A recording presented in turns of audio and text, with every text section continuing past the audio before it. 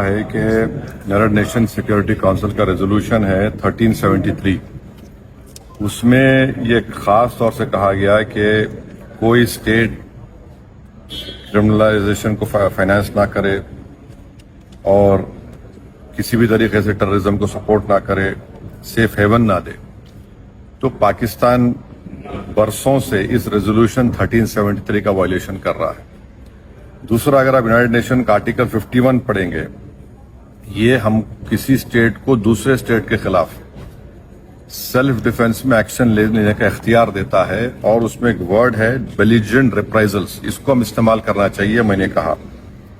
اور تیسرا یہ کہ ہمارے سمویدھان میں آرٹیکل 355 ہے جو یہ کہتا ہے کہ یونین پر ایک ڈیوٹی ہے ایکسٹرنل ایگریشن سے اسٹیٹس کو بچانے کے لیے.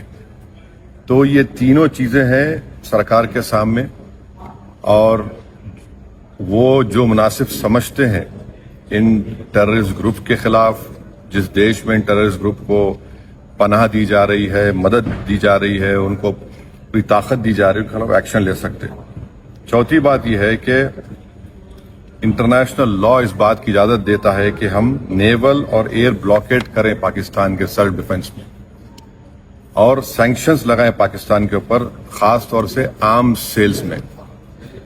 اس کے بعد میں نے یہ کہا کہ وہاں پر میڈوز میں آخر کیوں سی آر پی ایف نہیں تھی وہاں پر، کیونکہ میں نے پوچھا ہے کہ جنوری میں سی آر پی ایف کے 2 یونٹ کو ہٹا لیا گیا تھا وہاں سے.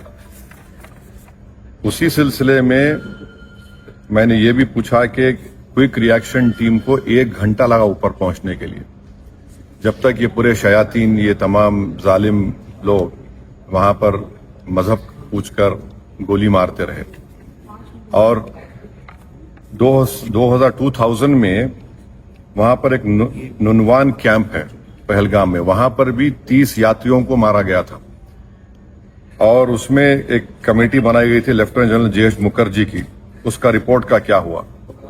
تو یہ سب باتیں ہم نے کہی ہیں، اور ہم امید کرتے ہیں کہ ساتھ ہی ساتھ میں نے یہ بھی کہا کہ کشمیریوں کے خلاف اور کشمیری اسٹوڈنٹس کے خلاف جو جھوٹا پروپیگنڈا کیا جا رہا ہے وہ رکنا چاہیے.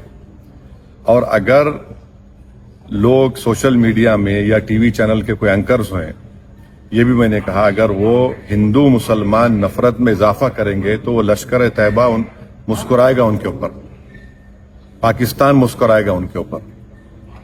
آپ اس طرح سے کسی ایک سمودائے کو جو اس باعزت اس ملک کے شہری ہیں، اور مسلمانوں کا اس سے کوئی تعلق ہے نہ کبھی رہے گا، یقیناً ہم مان رہے کہ ان دہشت گردوں نے کسی کا ریلیجن پوچھ کر ان کی جان لی، وہ کنڈیمنیبل ہے، میرے پاس تو الفاظ بھی نہیں ہیں.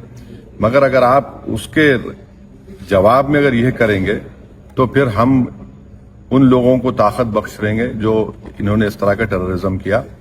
اب یہ سرکار کے اوپر ہے، اور ہم نے انڈس واٹر ٹریٹی کے بارے میں کہا کہ بہت اچھی چیز ہے کہ ہم نہیں بول دیے، مگر آپ بتائیے ہم پانی کہاں رکھیں گے؟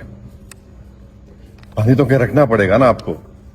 تو اور اس میں آپ دیکھیے کہ انڈس واٹر ٹریٹی میں جو چناب کا علاقہ ہے وہ پورا پہاڑی علاقے سے پانی جاتا ہے، جہلم کا جو ہے وہ زمینی علاقے سے جاتا ہے، اور ورلڈ بینک اس کا انٹرلوکیٹر ہے. تو اس پر ہم نے کہا کہ اس پر دیکھنے کی ضرورت ہے، اور سرکار جو بھی ایکشن لے گی ہمارے دیش کے تمام لوگوں کو ان کی جان اور مال کو بچانے کے لیے، خاص طور سے اس بزدلانہ وحشیانہ دہشت گرد حملے کے بعد، ہم اس کی تائید کریں گے. یہ کوئی سیاسی مسئلہ نہیں ہے، یہ ہمارا نیشنل مفاد ہے، نیشنل انٹرسٹ میں ہے، اور ہم ان کے ساتھ کھڑے رہیں گے. سر، یہ آپ نے انڈس واٹر ٹریٹی پہ بولا، تو کیا آپ بول رہے ہیں کہ یہ ایکشن نہیں لینا چاہیے کیا؟ نہیں، میں یہ دیکھیے، آپ نے تو دیکھیے ورلڈ بینک انڈیا اور پاکستان میں بیٹھ کر یہ ٹریٹی کروایا، وہ اس کا انٹرلوکیٹر ہے.